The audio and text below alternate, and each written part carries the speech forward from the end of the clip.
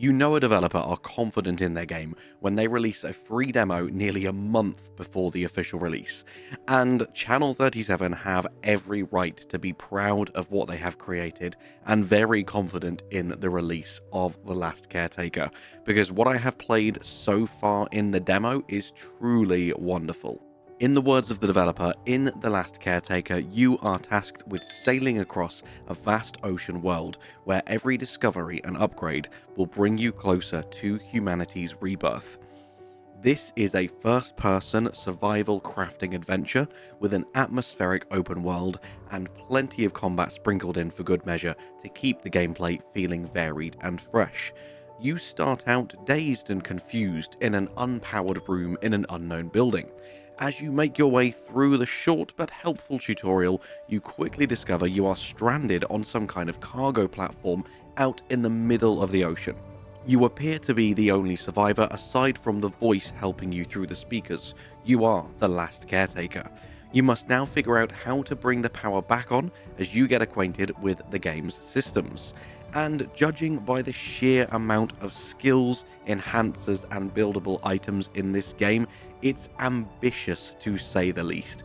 I am seriously impressed by the fact that this is only version 0.5.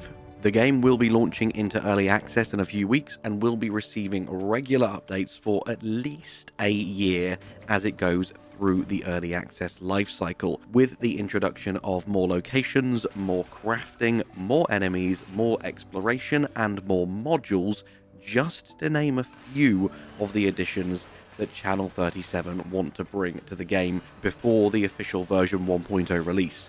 Simply by looking at the demo, I can only imagine how big The Last Caretaker will be when it is officially released into 1.0. Even now, in the trailers, you can see so many different biomes and environments, even going as far as building and launching a spaceship. I get really good vibes for what's to come in The Last Caretaker. So now you know what it's all about, let me talk you through my time with the demo and some of the other elements and mechanics that make up this charming game. Now that we've turned the power back on and the dock is once again alive, we can see a boat beneath us, which we will absolutely be going and exploring shortly. And we now have two main objectives: to use the recycler to extract materials from trash and items, and to repair, refuel and ready the boat for our journey. So we're going to come down here to where we will find a recycler, and all we need to do is hook this up to an energy source, and we can now chuck in all of our scrap and other things so that we can start to get usable crafting materials. As you see, not only can you chuck in things from your inventory, but you can also chuck in everything that you can find lying around as well. So if you need some fabric or some plastic, chuck in things like fabric chairs and tires. If you need metal, grab metal rods and plates and things like that. Everything that you can pick up, you can throw into the recycler and extract usable, craftable materials from. Power sources in this game are limited, and you have your own power as well. So if you get low on power, the same power source that is currently powering this recycler, you can grab the lead and literally plug it into yourself to recharge yourself, and vice versa. When you are a higher level and you can hold quite a lot of charge, if there are no power sources around, you can just plug the machine directly into you and you can power it. Such a simple little thing, but it's a mechanic that I absolutely adore. I will only be showing you a smidge of what you can do just in the demo. And even though this is just a demo, you can do absolutely loads. I will only be showing you a smidge of what you can do. I will be leaving quite a lot unexplored, so you can go and check it out yourself if you would like to. And as you can see here, now that I'm level 3, there are just so many skills to unlock, so many new things that you can build. That list is endless.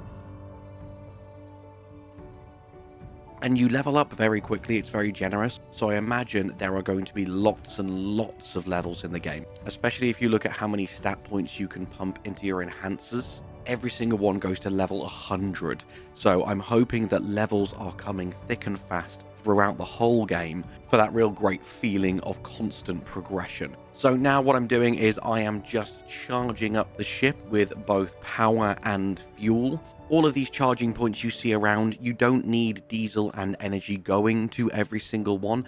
They're all connected. It's just for ease of use so that you don't always have to go to the same part of the ship to recharge it. They all do the same thing and they all share the same charge and the same fuel. But what it means is, as you see me doing here, you can connect up batteries and diesel canisters to every part of the ship so that they can all share the workload. This is another feature. As long as you have the correct materials, you can repair everything in the game. I'll go outside later and show you a few more things that we can repair and a few more of the things that the demo has on offer. And as I was saying a minute ago, my battery is getting a little bit low, so I'm just going to plug myself into this canister, and there we go, job done.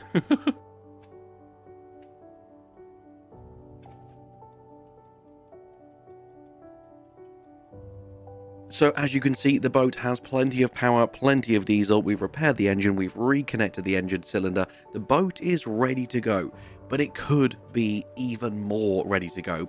We could fill it up with all 5 diesel engines, all 5 engine cylinders, and then there is a hell of a lot more to explore around this demo as well. So now that I'm happy I've got plenty of diesel and energy canisters scattered around the boat to keep me going for a long expedition.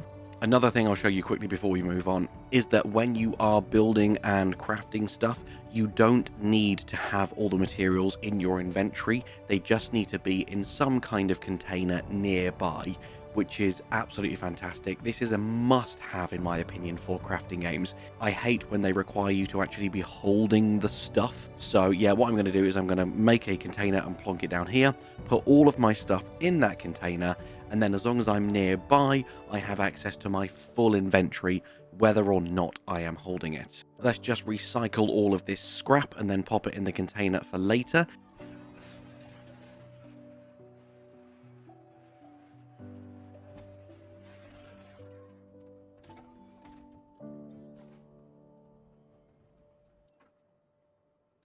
And now that my inventory capacity is right down, I'm using less charge to run around because the more weighed down you are, the more power it requires to move your little robot body.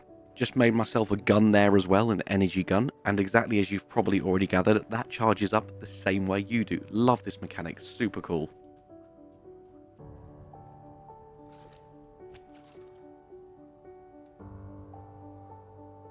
So now that we have opened the bay doors and the boat is ready to sail, if you do this, that is the end of the demo. But as I say, by rushing this and by doing these objectives, I've skipped 90% of what you have access to in this demo. So let me now head up above and out onto the deck and show you the atmospheric portion of the game. Just how eerie this is and how alone and creepy it is in the best kind of way. I adore the atmosphere up here. It's so cool. And this is where we'll also get our first glimpse of enemies. And once I've taken out this first group of enemies, now the sun is finally rising. So let's go up to the top deck and just look how gorgeous and serene this game really is.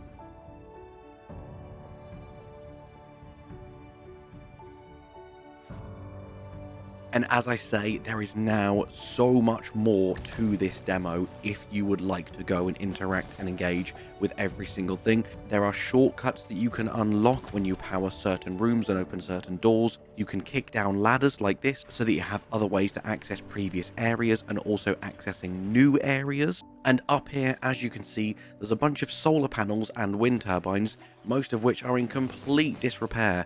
So if you go around the ship, finding every single little thing, you will get all the materials that you need to repair them, and you now have renewable energy sources.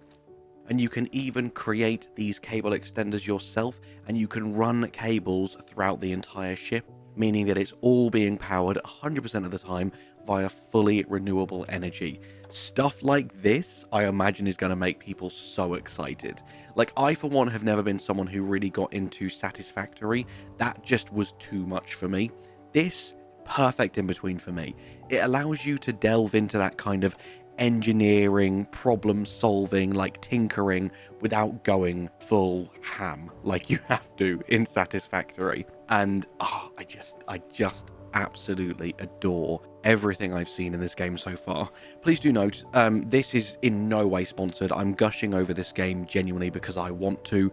I haven't been asked to try out the demo. I haven't been asked to share this with you.